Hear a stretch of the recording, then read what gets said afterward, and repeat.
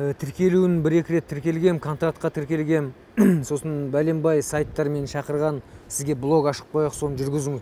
Қолым тимейді соған. Міне таңертеңнен бері өзіңіз көріп отырсыз.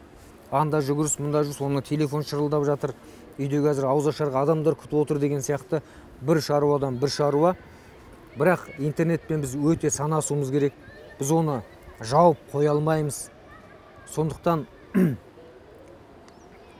біз интернетті өз мүддемізге жығып, өз мүддемізге пайдалануымыз өте қажет. Интернет деген бүгінде ол тоқтата алмайтын және өте бір дұрыс пайдалансақ, пайдамызға мықты жарайтын дүние.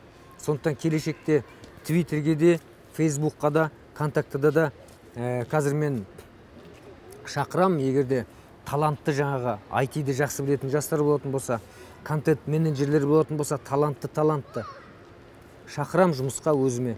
Өйткені ол салаға бір отдел немесе бір департамент ашпақшымыз. Интернет ол балбалаңда дамуына, ұлтаудың да дамуына, қарақатқа да, қарақат мектеп студиясының дамуына да, жалпы тілді дамытуға да бәріне де өте қажетті және көлемді құрал.